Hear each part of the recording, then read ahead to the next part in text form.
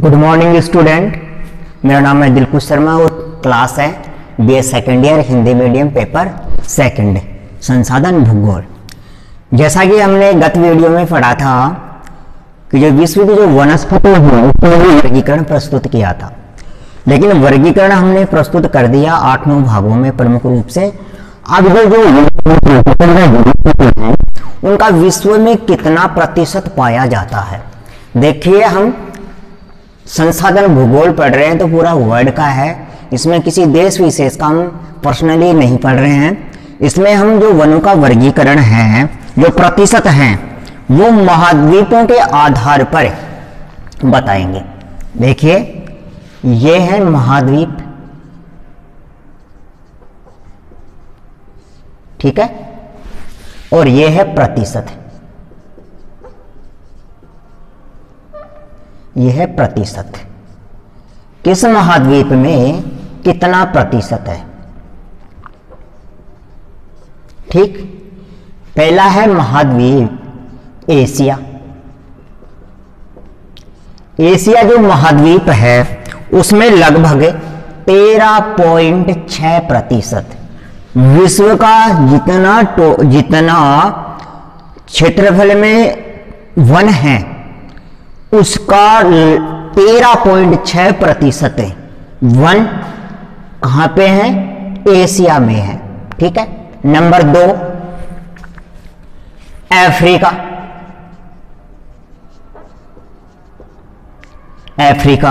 Africa में है 17.6%, 17.6% है। टोटल का कितना है, 17.6%। नंबर 3 पे है उत्तरी अमेरिका।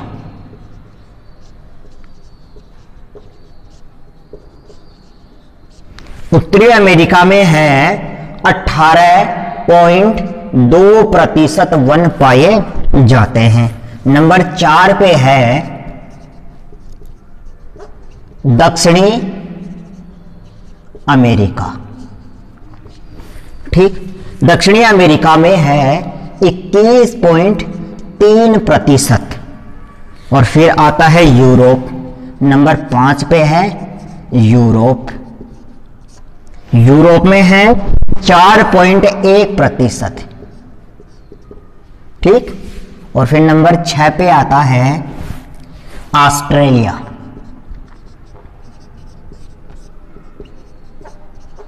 ठीक। ऑस्ट्रेलिया में कितना है, 2.7% है। अब आप लोगों को ये जानकर इतना आश्चर्य होगा कि अब ये भारत में कितना है, 1.7%। भारत में कितना है, 1.7% है।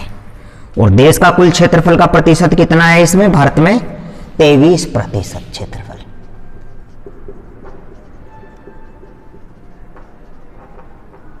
ठीक है।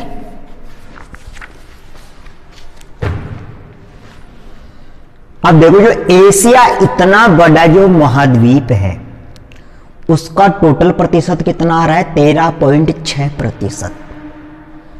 अफ्रीका का कितना है, 17.6%। जो जितना बड़ा है उसमें प्रतिशत कम है, और जो जितना छोटा है उसमें प्रतिशत भी उसमें भी क्या है, कम है।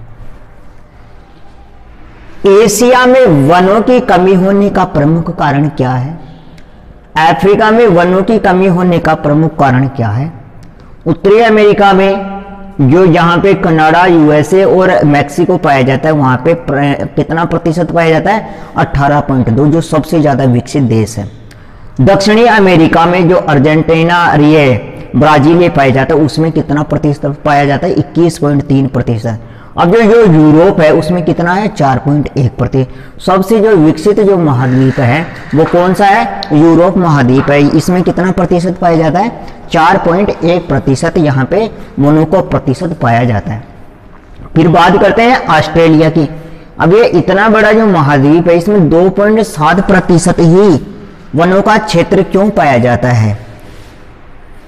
देखिए ये जो ऑस्ट्रेलिया जो महाद्वीप है, ये जो ऑस्ट्रेलिया जो महाद्वीप है, इसके मध्यवर्ती भाग में क्या है?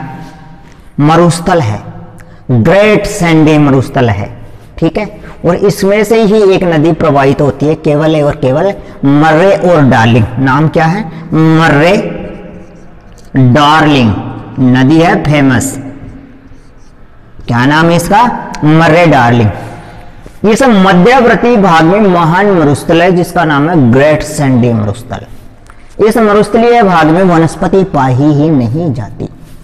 तो ये तो वास्तविक स्वरूप हो गया, क्योंकि इस क्षेत्र में मरुस्थल है, इस कारण यहाँ पे क्या नहीं पाई जाती? वनस्पति नहीं पाई जाती। तो टोटल वनस्पति क्या कितनी पाई जाती है? यहाँ पे 2.7% पाई जाती है। फिर बात करते हैं यूरोप की। अब यूरोप में देखो कितने देश हैं, इटली है, फ्रांस है, जर्मनी है, इंग्लैंड है, ठीक है, पुर्तगाल है, स्पेन है।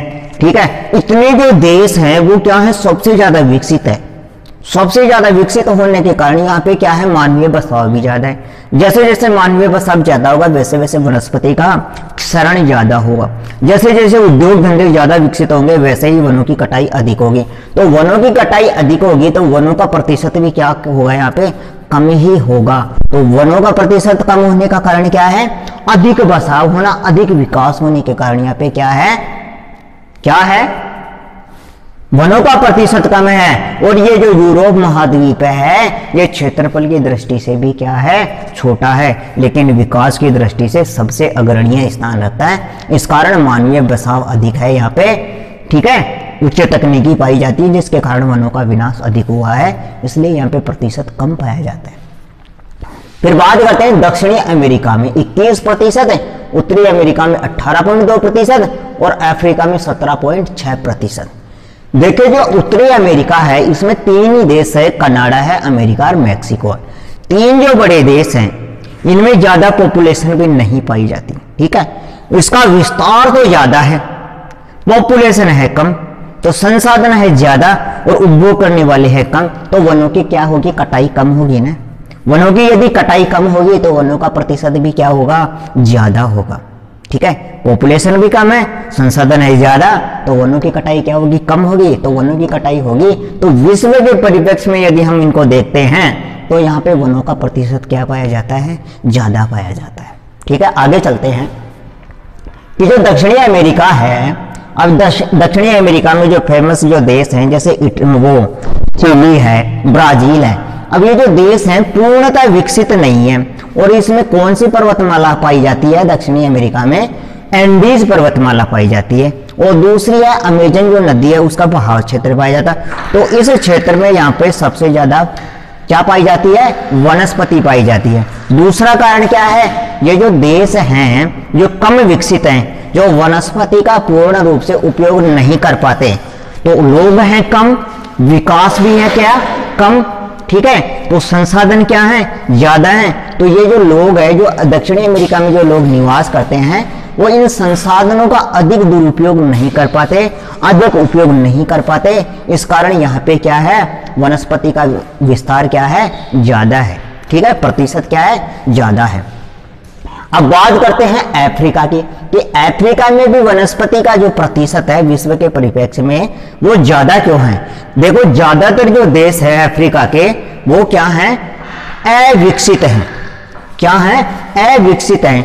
तो जहां पे जो देश अविकसित हैं वो इन वनस्पति का उपयोग किस प्रकार कर पाएंगे? यहाँ पे तकनीकी का विकास ही नहीं है और लोग भी कम हैं और जो भी लोग यहाँ पे रहते हैं वो ज्यादातर क्या है? आदिवासी हैं। तो नगरों में निवास क्या करते हैं? कम निवास करते हैं। तो इनकी बौद्धिक क्षमता का विकास कैसे होगा? ठीक है, इनमें तकनीकी विकास कैसे होगा? इनकी बौद्धिक क्षमता में तकनीकी विकास की शिक्षा कैसे मिलेगी इनको? तो यहाँ के जो लोग हैं वो जंगलों में निवास करते हैं जनजातियों के रूप में। इस कारण इस क्षेत्र का जो वन प्रतिशत है वो ज्यादा पाया जाता है। अब बात करते हैं एशिया की। अब देखो ये एकमात्र जो एशिया जो महाद्वीप है इसके 2 देश तो ऐसे हैं जो 1.5 यानी 1.34 के करीब पॉपुलेशन रखते हैं, अरबों के रूप में ये क्या रखते हैं? पॉपुलेशन रखते हैं। तो एक तरफ जो एशिया महाद्वीप है वो विश्व की एक तिहाई जनसंख्या रखता है, लगभग 33% क्या रखता है, ये जनसंख्या रखता है। लेकिन इसका क्षेत्रफल भी क्या है, ज्यादा है। यदि क्षेत्रफल ज्यादा है और मैदानी और घाटी क्षेत्रों में यदि पॉपुलेशन निवास करेगी तो वहां पर वनस्पतियों का क्या होगा, क्षरण होगा। लेकिन जो क्षेत्र बचे हुए हैं जैसे पर्वतीय क्षेत्र हैं उनमें क्या है, वनस्पति का अभाव पाया जाता है। लेकिन अधिकांश क्षेत्रों में उत्तर की तरफ है, जहां पे जो पथरीला क्षेत्र है, जहां पे हिम आवरण अधिक पाया जाता है, उन क्षेत्रों में तो वनस्पति का विकास ही नहीं है। तो इसका क्षेत्रफल ज्यादा होते हुए भी इसके दक्षिणी भागों में क्या है, पॉपुलेशन अधिक निवास करती है, तो वहां पे क्या है, वनस्पति का विनाश अधिक हुआ है। लेकिन उत्तरी क्षेत्रों में वनस्पति है भी नहीं और पॉपुलेशन भी क्या है, कम है। इस कारण इस क्षेत्र में लगभग मध्यवर्ती यानी मीडियम साइज में यहाँ पे वनस्पति पाई जाती है, जिसका प्रतिशत क्या है, 13.6% है। और यहाँ की अधिकांश जो जनसंख्या है, जो एशिया महाद्वीप की जो अधिकांश जनसंख्या है, जो इसके दक्षिणी भाग में निवास करती है, जैसे भारत है, बांग्लादेश है, म्यांमार है, कंबोडिया है, चीन है और पाकिस्तान है, ये लोग ज्यादातर कृषि कार्यों में अपना कार्य करते हैं। ये पशुधन भी पालते हैं, अर्थात पशुचारण का कार्य भी करते हैं, कृषि प्लस पशुचारण का कार्य करते हैं, जिसमें वनस्पति को नुकसान बहुत ज्यादा पहुंचाते हैं। इस कारण इस क्षेत्र में वनस्पति का अभाव पाया जाता है। तो टोटल यहाँ पे कितनी प्रतिशत वनस्पति है, 13.6% वनस्पति है। जो लोग, जो महाद्वीप, जिन देशों में विकास कम हुआ है उनमें वनस्पति का विकास तीव्र गति से हुआ है, उनमें वनस्पति का प्रतिशत अधिक पाया जाता है। और जिन देशों में विकास अधिक तीव्र गति से हुआ है उन देशों में, उन महाद्वीपों में वनस्पति का प्रतिशत क्या पाया जाता है, बहुत कम पाया जाता है। इस प्रकार हम अध्ययन करेंगे आगे की ओर। अब हमें जो भारत की प्राकृतिक वनस्पति है, जो भारत की प्राकृतिक वनस्पति है, विश्व की हमने पढ़ ली और अब हम पढ़ेंगे भारत की जो प्राकृतिक वनस्पति है उसका हम क्या करेंगे, अध्ययन करेंगे। जिस तरह हमने विश्व की प्राकृतिक वनस्पति का वर्गीकरण प्रस्तुत किया था, उसी तरह हम भारत की वनस्पति का वर्गीकरण प्रस्तुत करेंगे। देखिए, जो भारत की वनस्पति का जो वर्गीकरण है, भारत की वनस्पति, भारत की वनस्पति का वर्गीकरण, जो भारत की वनस्पति का वर्गीकरण जो प्रस्तुत किया गया है वो केवल और केवल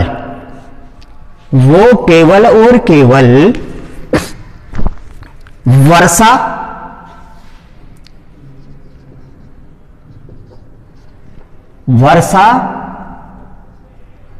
और मृदा को आधार मानकर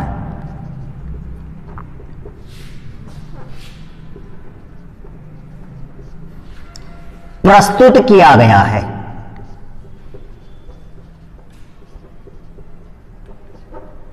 ठीक है, इसके द्वारा भारत की वनस्पति को निम्न भागों में बांटा गया है। पहला है उष्ण कटिबंधीय सदाबहार वन।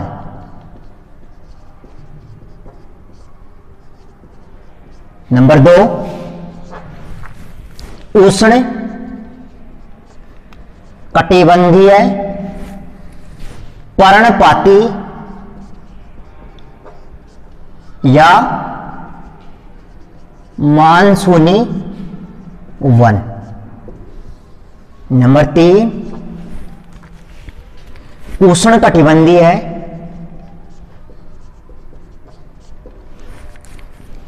शुष्क वन। नंबर 4 मरुस्थलीय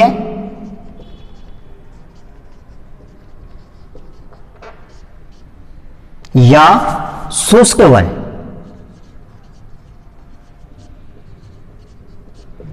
नंबर 5 दलदली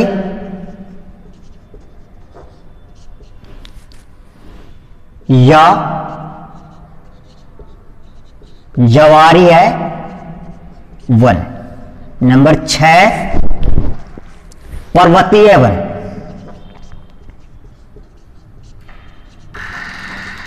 नंबर 7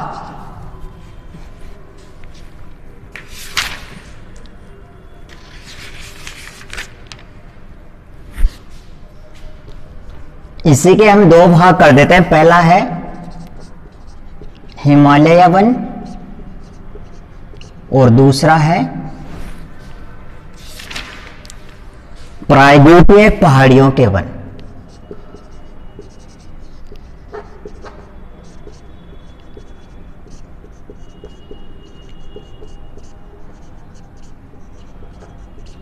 ठीक है, इसका हम अध्ययन करेंगे। हमारा टॉपिक चल रहा था natural vegetation of India, Bharat की प्राकृतिक वनस्पति का अध्ययन हम कर रहे थे। जो भारत की जो वनस्पति है वो मृदा और वर्षा के आधार पर, इसके आधार क्या है? वर्षा और मृदा इसके आधार हैं। यदि विश्व की यदि वनस्पति का यदि हम वर्गीकरण करते हैं तो वहां पे पड़ने वाली जलवायुवीय प्रभाव, वहां की स्थलाकृतीय प्रभाव, वहां का जो टेम्परेचर है उसका प्रभाव, वहां पर जो बरसात होती है उसका प्रभाव, उस स्थान के समुद्र तल से दूरी, उस स्थान के समुद्र तल से ऊंचाई आदि का हम अध्ययन करते हैं। ठीक है, लेकिन जब हम भारतीय वनस्पति की यदि बात करते हैं, भारतीय प्राकृतिक वनस्पति की यदि बात करते हैं हम, तो इसका जो वर्गीकरण है, जो हमने वर्गीकरण प्रस्तुत किया है, वो मृदा और यहां पर जो जितनी वर्षा की मात्रा होती है या फिर जिस प्रकार की मृदा पाई जाती है उसी के आधार पर हम इसका वर्गीकरण प्रस्तुत करते हैं। ठीक है, पहला वर्गीकरण है हमारा उष्णकटिबंधीय सदाबहार वन। देखो, उष्णकटिबंधीय का मतलब क्या होता है, तो आपको मैं एक चैप्टर समझा ही देता हूं, सारे आपके समझ में आ जाएगा। यदि आपको एक बार समझ में आ जाए तो फिर जिंदगी में भी भूलना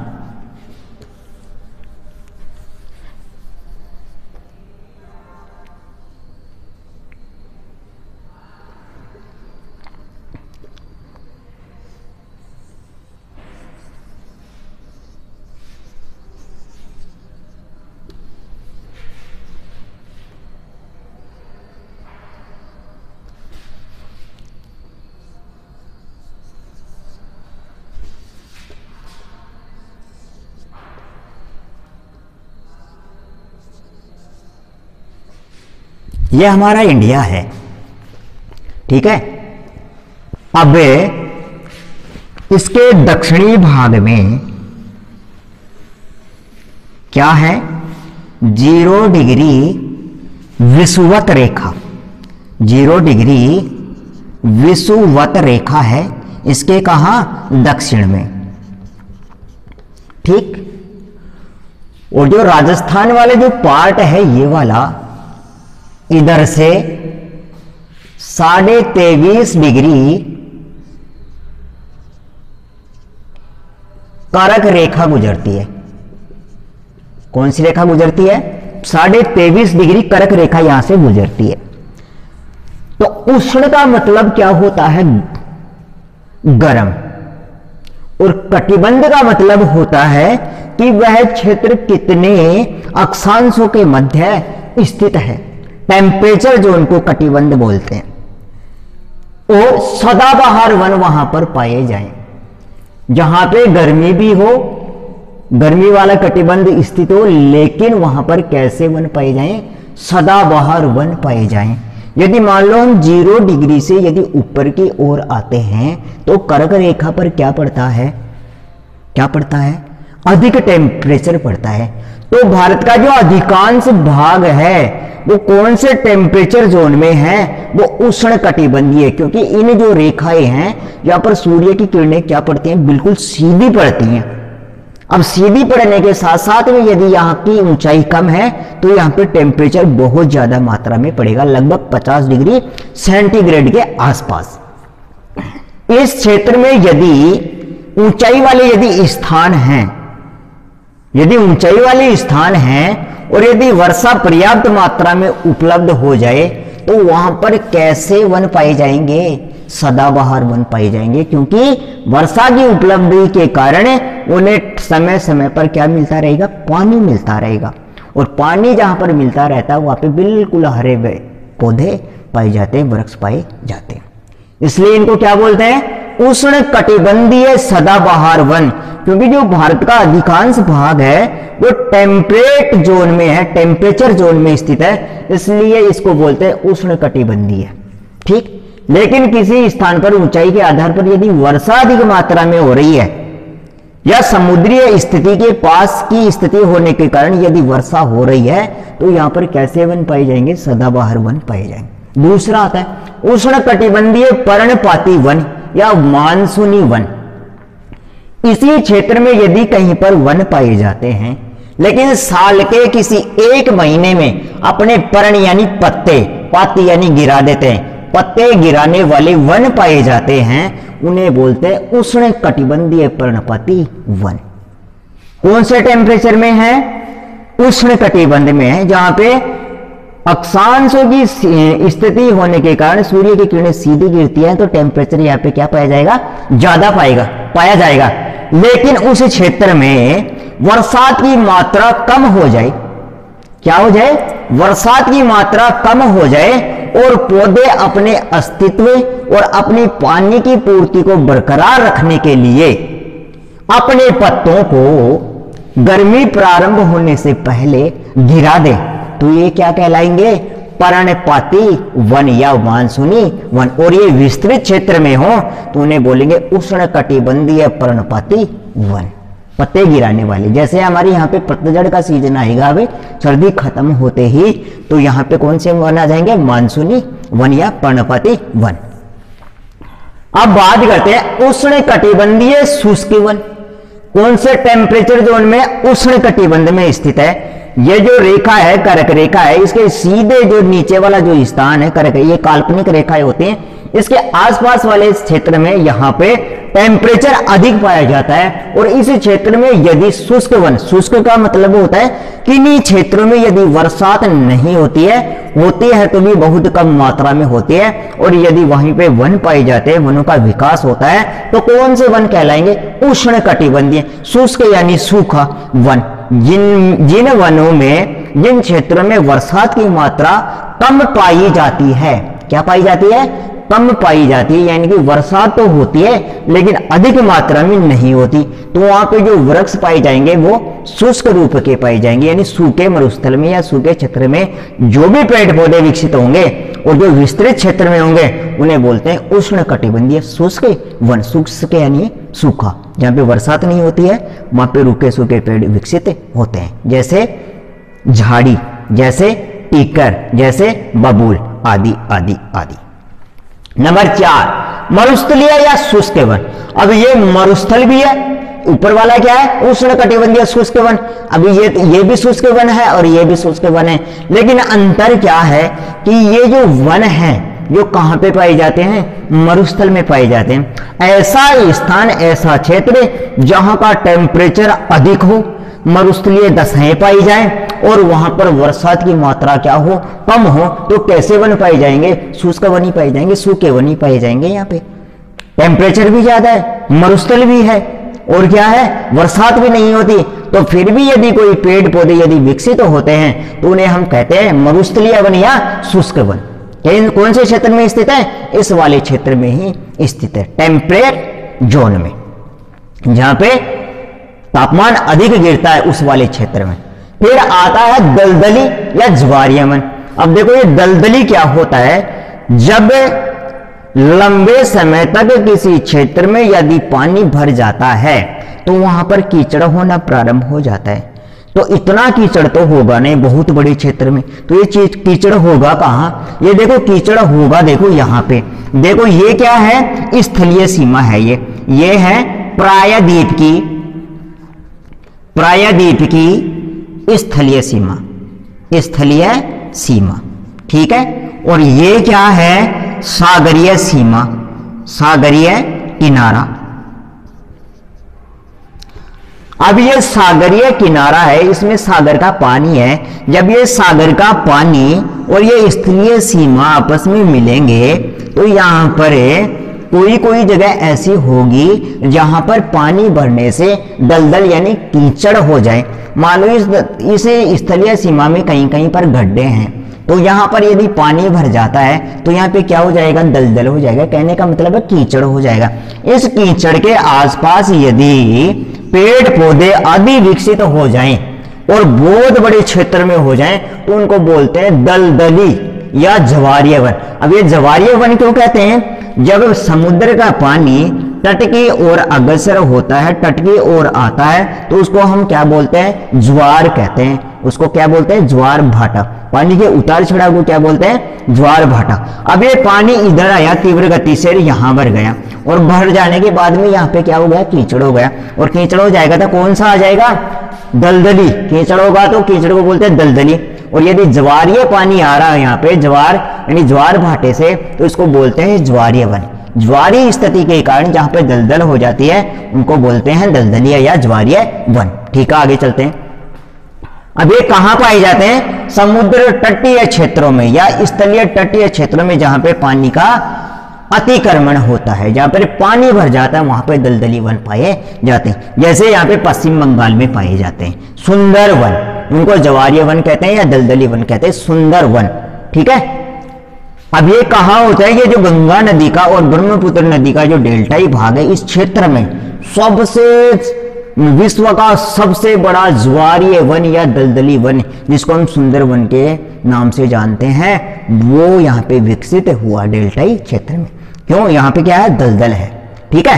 अब बात करते हैं पर्वतीय वन। अब पर्वतीय वन क्या होते हैं, जो वन ऊंचाई के आधार पर, कहने का मतलब पर्वत पठारों, पर्वत या पहाड़ियों या पठारों के ऊपर यदि कोई वन विकसित होते हैं, पेड़ पौधे विकसित होते हैं, उन्हें पर्वतीय वन कहते हैं, ऊंचाई के आधार पर। अब इनको हम दो भागों में बांटते हैं, एक हिमालय वन और एक प्रायद्वीपीय पठारी या पहाड़ियां। अब देखो ये वाला जो क्षेत्र है इसको हम हिमालय क्षेत्र कहते हैं, हिमालय क्षेत्र। ठीक है, हिमालय और क्षेत्र।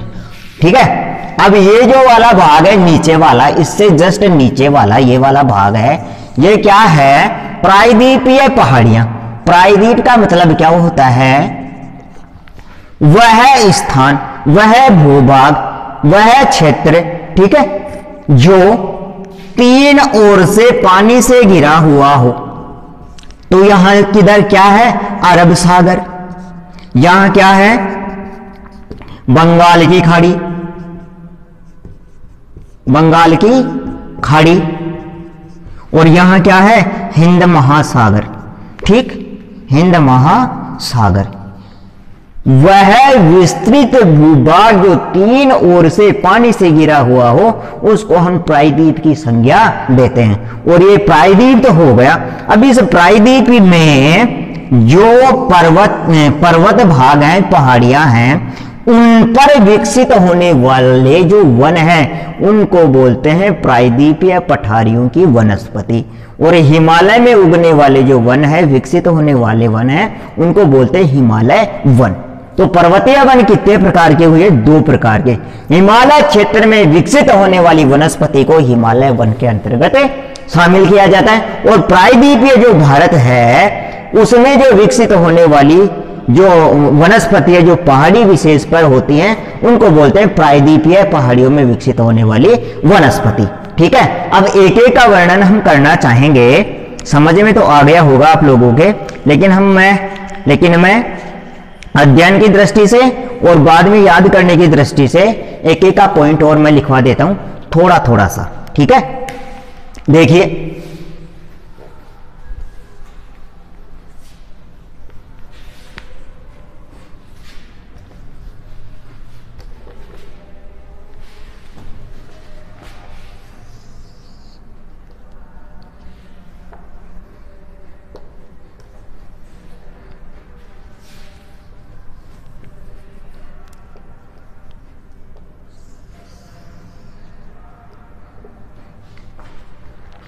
ठीक, अब बात करते हैं पहले उष्ण कटिबंधीय सदाबहार वन। नंबर 1,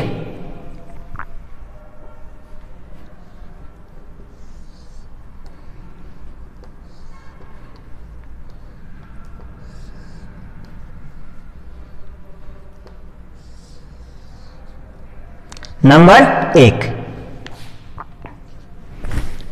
पहला उष्ण कटिबंधीय सदाबहार वन। सदाबहार वन क्षेत्र भारत के उन क्षेत्रों में पाए जाते हैं जहां पर प्रतिवर्ष 24 डिग्री सेंटीग्रेड से अधिक तापमान और 24 डिग्री तो सेंटीग्रेड तापमान तथा 200 सेंटीमीटर बरसात जहां होती है वहां पर नंबर 1 उष्ण कटिबंधीय सदाबहार वन पाए जाते हैं। जैसे कहां कहां पाए जाते हैं देखो, पहला है इसमें पश्चिमी घाट का पश्चिमी ढाल, पश्चिमी घाट है। अब देखो जो प्रायद्वीपीय जो भारत है यह है पूर्व दिशा और यह है पश्चिम दिशा, ठीक है। इस क्षेत्र को बोलते हैं जहां पर समुद्र का पानी मिलता है और जहां पर स्थलीय भाग मिलता है, इसको बोलते हैं पश्चिमी घाट और इसको बोलते हैं पूर्वी घाट। ये वन कहां मिलते हैं? नंबर 1 वाले पश्चिमी घाट का पश्चिमी किनारा। यदि मान लो ये किनारा है तो इस किनारे का भी इस घाट का भी कौन सा किनारा होना चाहिए? पश्चिमी किनारा, जो किससे लगा हुआ है? समुद्र से सटा हुआ है। तो ये है हमारा पश्चिमी घाट। देखो ये वाला यहां पे कौन से वन पाए जाते हैं? सदाबहार वन पाए जाते हैं। इसके अलावा अंडमान और निकोबार, जो हमारे जो द्वीप समूह है ये वाले अंडमान और निकोबार, इसके अलावा उत्तरी पूर्वी राज्य, ये है उत्तर। तो देखो ये है दिशा, यदि इसके 2 टुकड़े कर दे तो ये उत्तर दिशा हो जाती, उत्तर दिशा हो जाएगी। ये मान लो ये 2 टुकड़े कर दिए हमने, ये 2 टुकड़े कर दिए, ऊपर वाला N और नीचे वाला S, और इसके इधर भी ऐसे टुकड़े कर दिए। ये हो गया पूर्व और ये हो गया पश्चिम, ठीक। अब यदि मैं इस दिशा का वर्णन करना चाहूं, इस दिशा का, तो ये नॉर्थ हो गया, ठीक। और ये दिशा कौन सी हो गई? पूर्व, तो ये उत्तर पूर्व हो गया। इसको लिख देता हूं उत्तर और पूर्व। तो उत्तर पूर्वी जो राज्य हैं, तो उत्तरी पूर्वी राज्य में क्या हो गया? असम, मेघालय, त्रिपुरा, मिजोरम, मणिपुर, मेघालय, नागालैंड और अरुणाचल प्रदेश। ये 7 जो 8 जो सिक्किम है, ये जो 8 राज्य हैं वो किसके अंतर्गत आ जाते हैं? उष्ण कटिबंधीय सदाबहार वन के अंतर्गत आ जाते हैं। लेकिन ये कौन से टेम्परेचर जोन में है? ये उष्ण कटिबंधीय क्षेत्र में स्थित होने के कारण इनका नाम क्या है? उष्ण कटिबंधीय सदाबहार वन, ठीक है। ये हो जाता है यहां पे 24 डिग्री तापमान और 200 सेंटीमीटर यदि बरसात होती है इन क्षेत्रों में, तो इस प्रकार के वन यहां पे पाए जाते हैं। प्रमुख पेड़ हैं, यहां पे जो प्रमुख पेड़ पाए जाते हैं वो हैं रबर, महोगनी और सिलिकोना।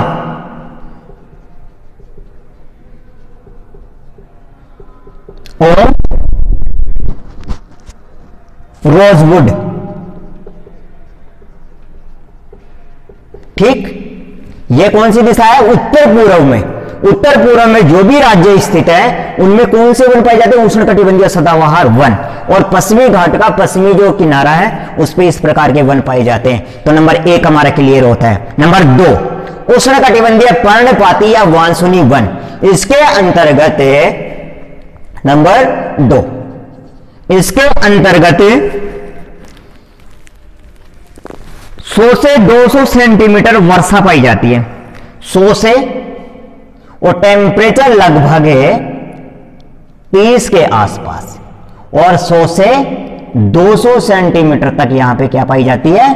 बरसात पाई जाती है। और सामान्यतः ये भारत के मध्यवर्ती क्षेत्र में इसी प्रकार के वन पाए जाते हैं। सामान्यतः भारत के मध्यवर्ती भाग में। ये देखो मध्यवर्ती भाग में देखो क्या क्या आ जाता है। देखो राजस्थान का भी कुछ भाग आ जाता है, यूपी का भी कुछ भाग आ जाता है, महाराष्ट्र का भी कुछ भाग आ जाता है। यहाँ पे जो महाराष्ट्र है, ये गुजरात है, इसका भी कुछ भाग आ जाता है, कर्नाटक का भी कुछ भाग आ जाता है। कहने का तात्पर्य यह है, उड़ीसा का भी कुछ भाग आ जाता है। कहने का तात्पर्य यह है कि जो भारत के जो मध्यवर्ती राज्य हैं उनके भाग इसके अंतर्गत आ जाते हैं। तो टेम्परेचर मध्य का कितना होता है? लगभग 30 डिग्री सेंटीग्रेड के आसपास। वर्षा कितनी होती है? लगभग 100 से 200 सेंटीमीटर के आसपास यहाँ पे क्या होती है? वार्षिक वर्षा होती है। और इसमें जो पतझड़ होता है वो कब प्रारंभ होता है? मार्च के महीने में। पतझड़ कब प्रारंभ हो जाता है? मार्च के महीने में। ठीक, 30 डिग्री सेंटीग्रेड तापमान के आसपास यहाँ का टेम्परेचर पाया जाता है। 100 से 200 सेंटीमीटर यहाँ पे बरसात पाई जाती है। और पतझड़ है जहां पे पेड़ पौधे पत्ते गिराते हैं, वो महीना आता है मार्च का महीना, जिसको हम बोलते हैं वसंत का महीना। ठीक है, आगे हम चलते हैं। उष्ण कटिबंधीय शुष्क वन यानी ट्रॉपिकल ड्राई फॉरेस्ट।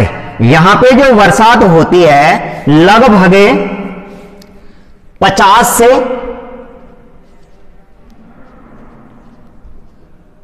100 सेंटीमीटर के आसपास यहां पे बरसात होती है। और यह एक प्रकार का घास वाला प्रदेश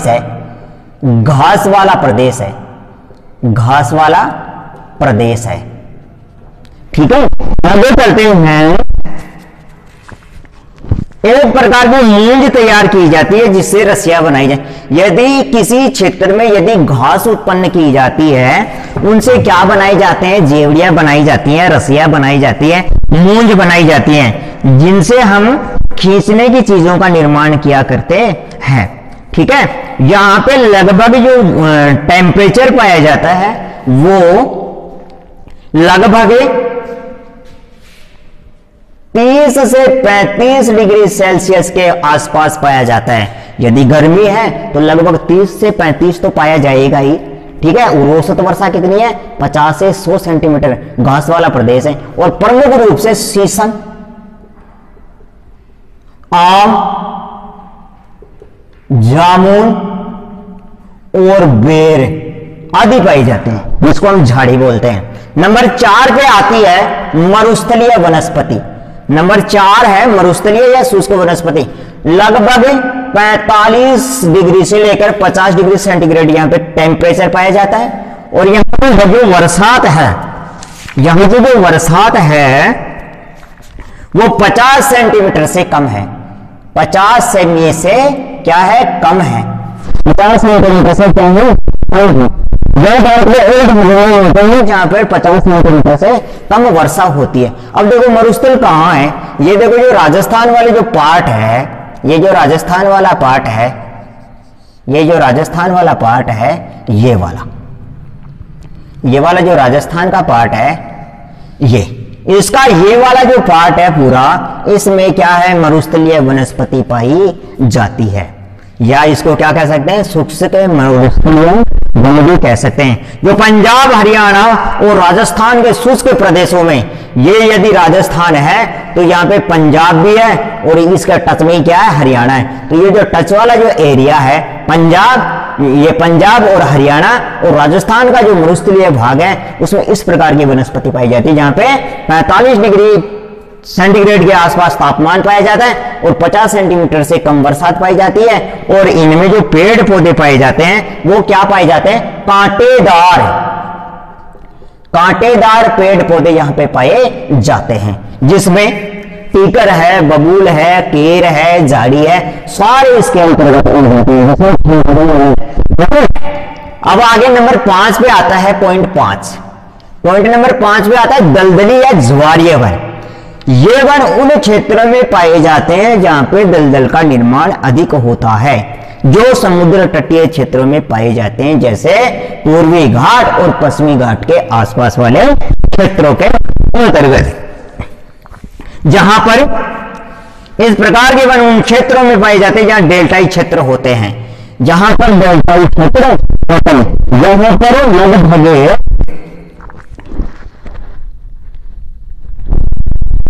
जो टेम्परेचर होता है वो लगभग 30 सेंटीग्रेड के आसपास पाया जाता है और वर्षा कोई पता नहीं है, वर्षा का अनुमान नहीं है। क्यों? समुद्र तटीय क्षेत्रों में पाए जाते हैं।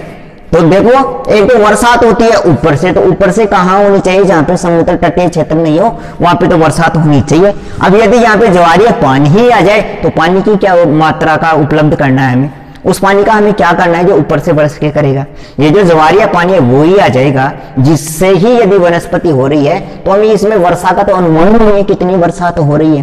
ठीक है, इसके अंतर्गत जो वन पाए जाते हैं उनकी ऊंचाई होती है 100 से 150 फीट ऊंचे ये वृक्ष पाए जाते हैं।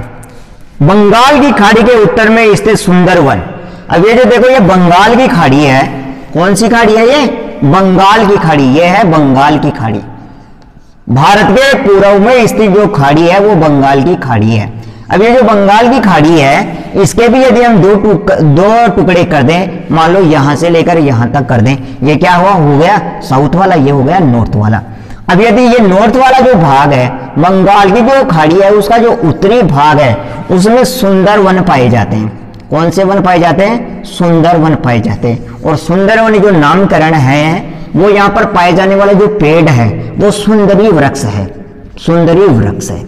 और सुंदरी वृक्ष की अत्यधिकता के कारण, अधिकता के कारण इसको क्या नाम दे दिया गया है यहाँ पे? सुंदरी वन। जो कहाँ पाया जाता है? जो एक तो आती है देखो गंगा जी, एक आती है ब्रह्मपुत्र, और ब्रह्मपुत्र और जो गंगा नदी है जो डेल्टा जमा करती है, डेल्टाई क्षेत्र है यहाँ का मुहाने के स्थान पर, इस क्षेत्र में सबसे ज्यादा सुंदरी वृक्ष पाए जाते हैं और उनकी अधिकता बहुत ज्यादा होने के कारण सुंदरी वन कहा जाता है इसको। ठीक है, ये हमारा ये टॉपिक कंप्लीट होता है। अब ये कहां कहां पाया जाता है? देखो, एक तो यहां पाई जाती है महानदी, महानदी, और महानदी के बाद में आती है कृष्णा नदी, और कृष्णा नदी के बाद में आती है कावेरी। ये जो नदियां हैं कावेरी है और गोदावरी है। महानदी, गोदावरी, कृष्णा, कावेरी, सीरियल नंबर से याद करो, महानदी, गोदावरी, कृष्णा, कावेरी 1, 2, 3 और 4। दक्षिणी भारत की सबसे बड़ी जो नदी है जिसे दक्षिण की क्या कहते हैं? गंगा। दक्षिण की क्या कहते हैं? गंगा कहते हैं। वो कौन सी है? गोदावरी नदी है। दक्षिण की जो गंगा है वो गोदावरी नदी है, जो दक्षिणी भारत की क्या है? सबसे बड़ी नदी है। अब इस गोदावरी नदी के ही ऊपर से महाराष्ट्र में से ही एक नदी निकलती है जिसको हम बोलते हैं कावेरी से। गोदावरी से पहले एक नदी निकलती है मध्य प्रदेश से, उसको बोलते हैं महानदी, और एक निकलती है महाराष्ट्र से ही कृष्णा नदी, और एक कर्नाटक के कुर्ग जिले से निकलती है वो नदी है कावेरी। कावेरी, कृष्णा, गोदावरी और महानदी, ये 4 नदियां हैं। ये 4 नदियां यहां पे गिरती हैं जहां पे क्या बनाती हैं? डेल्टा बनाती हैं। और इन नदियों के स्थान पर, मुहाने पर किसका निर्माण हुआ है?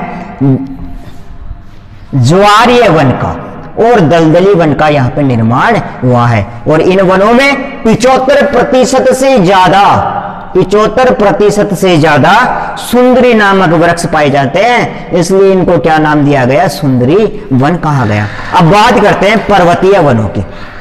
बात करते हैं पर्वतीय वनों की। यदि धरातल से या समुद्री सतह से जैसे जैसे ऊंचाई बढ़ती जाती है पर्वतीय क्षेत्रों में, तो उन वनों को हम कहते हैं पर्वतीय वन। और इन पर्वतीय वनों को हम कितने भागों में बांटते हैं? 2 भागों में बांटने का कार्य करते हैं। एक तो हिमालय क्षेत्र में पाए जाने वाले वन, और दूसरे हैं प्रायद्वीपीय पहाड़ियों पर पाए जाने वाले वन। देखिए अभी हिमालय कहाँ है? यदि आप लोगों को यदि पता हो तो अनुमान लगाना कि हिमालय कहाँ है। देखो ये जो पंजाब वाला उत्तरी जो भाग है वहां से लेकर ये जो गंगा नदी का मुहाना है पश्चिम बंगाल में, वहां तक हिमालय का विस्तार है। और ये जो हिमालय है वो असम में भी फैला हुआ है, अरुणाचल प्रदेश में, अरुणाचल प्रदेश और असम में भी ये फैला हुआ है। अब यदि इस हिमालय का यदि हम वर्णन करते हैं दक्षिण से उत्तर की ओर, तो यहाँ पे है शिवालिक की पहाड़ियां।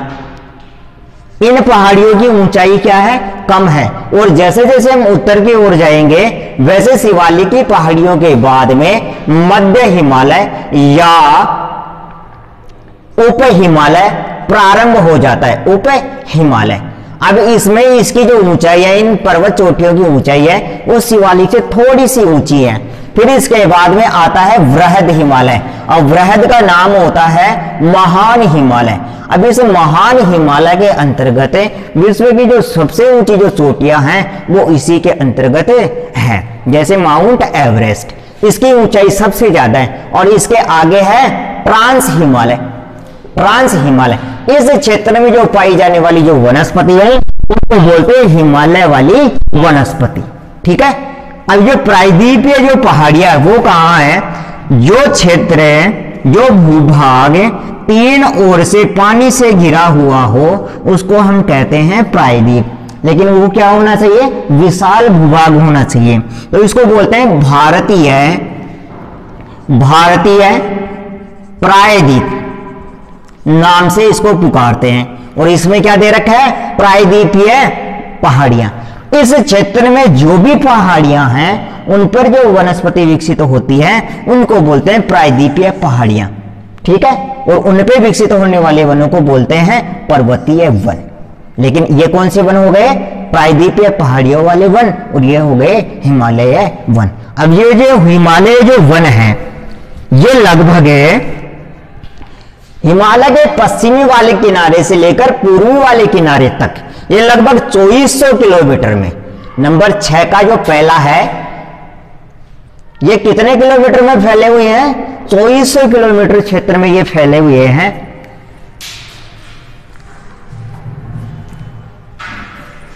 और इनमें जो वन पाए जाते हैं उनमें जो भिन्नता है वो ऊंचाई के आधार पर पाई जाती है, ऊंचाई के आधार पर पाई जाती है।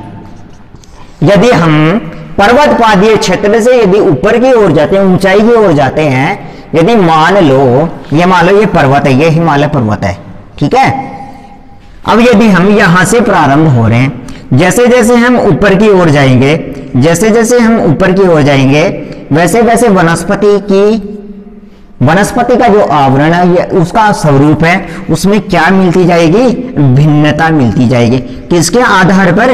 ऊंचाई के आधार पर, ऊंचाई के आधार पर इसमें क्या मिलती जाएगी? भिन्नता मिलती जाएगी। इस प्रकार हिमालय क्षेत्र में वनस्पति का जो आवरण है जो विभिन्न प्रकार से पाया जाता है। ठीक है। 1200 मीटर तक की ऊंचाई पर पाई जाने वाली जो वनस्पति है वो तराई वनस्पति कहलाती है। देखिए जो 1200 मीटर की ऊंचाई है, 1200 मीटर की ऊंचाई है, जहां तक वनस्पति पाई जाती है उसको बोलते हैं तराई वनस्पति, तराई वनस्पति। ठीक।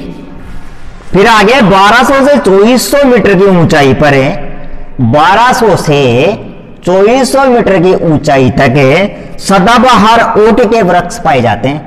सदाबहार ओक के वृक्ष, ओक के वृक्ष पाए जाते हैं, ओक के वृक्ष। ठीक है। फिर 2400 से 3600 मीटर तक, 2400 से 3600 मीटर तक कोणधारी वन पाए जाते हैं, कोणधारी वन पाए जाते हैं जिनको बोलते हैं टेग्गा वन। ठीक। इसके बाद में 3600 से लेकर 4500 तक है, 3600 से लेकर 4500 मीटर की ऊंचाई तक यहां पे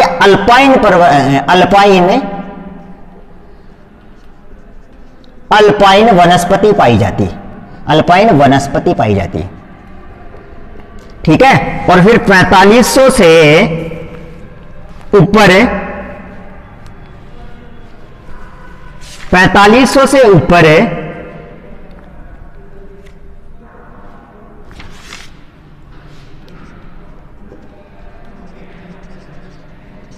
ऊपर हिम पाई जाती है, हिम पाई जाती है, जिसमें लाइकेन नामक वनस्पति पाई जाती है। यह था वर्गीकरण पूर्वी, ये वर्गीकरण पूर्वी हिमालय का है। यह वर्गीकरण किसका है? पूर्वी हिमालय का है।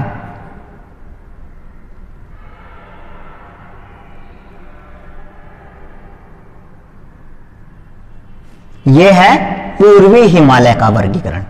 कौन से हिमालय का? पूर्वी हिमालय का वर्गीकरण है यह इस वाले हिमालय का। और पश्चिमी हिमालय में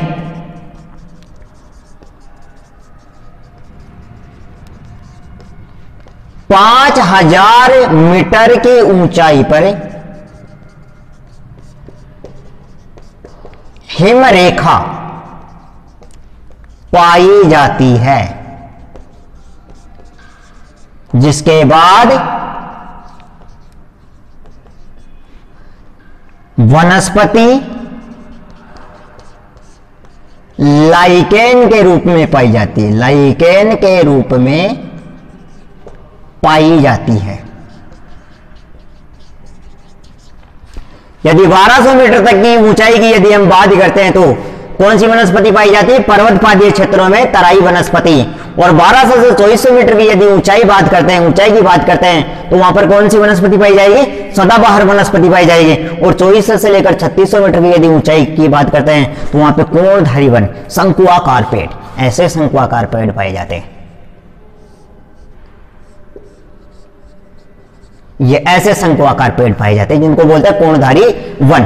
3600 से लेकर 4500 तक अल्पाइन वनस्पति और 4500 मीटर की ऊंचाई पर यहाँ पे कोई वनस्पति नहीं पाई जाती, केवल घास के या फिर लाइकेन या फिर शैवाल के अलावा कोई वनस्पति नहीं पाई जाती। अब बात करते हैं प्रायद्वीपीय पहाड़ियों की बातें। इस प्रकार की जो वनस्पति है, ये प्रायद्वीपीय जो वनस्पति है वो पश्चिमी घाट का, जो पश्चिमी घाट है वहां पर सबसे ज्यादा पाई जाती है। कहां पर पाई जाती है? पश्चिमी घाट पर सबसे ज्यादा पाई जाती है। यहां पर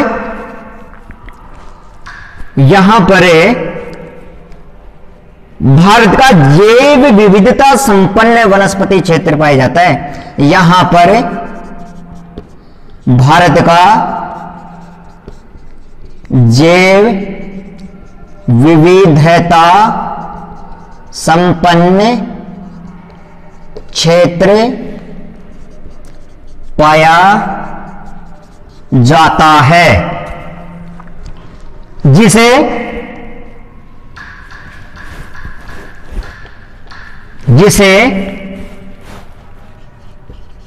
जैव विविधता के उष्ण स्थलों इनवाइटेड कोमा की सूची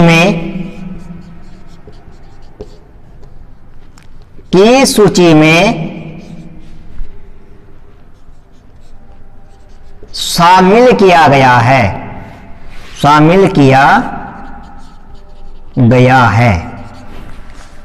किसके द्वारा शामिल किया गया है? संवेदनशील क्षेत्र मानकर विश्व के 25, कितने में से?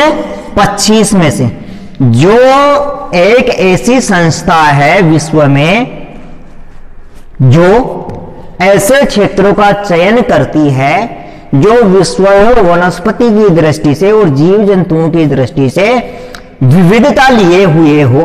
उनमें से जो पश्चिमी घाट है वो भारत का जैव विविधता संपन्न क्षेत्र कहा जाता है। जो विश्व में ऐसे कितने हैं क्षेत्र? 25 है। उन 25 में से एक कौन सा है? पश्चिमी घाट वाला क्षेत्र है। जो विश्व के जो 25 जैव विविधता जो क्षेत्र हैं उनमें से भारत का ये एक है। इसमें एक ही जगह पर विभिन्न प्रकार की वनस्पति पाई जाती है, जिसके कारण इसको बोलते हैं जैव विविधता संपन्न क्षेत्र। और इसमें जीव जंतु भी बहुत ही मात्रा में पाए जाते हैं। तो इस प्रकार ये जो हमारा टॉपिक है वो कंप्लीट होता है। इसके बाद में हम बात करेंगे जल संसाधन की अगले वाले टॉपिक में। कोई गलती हो तो कमेंट करके बताना और आराम से पढ़ने की कोशिश करना टॉपिक टू टॉपिक के हिसाब से, ठीक है। कोई बात समझ में नहीं आए तो दोबारा पूछ लेना, ठीक है। धन्यवाद।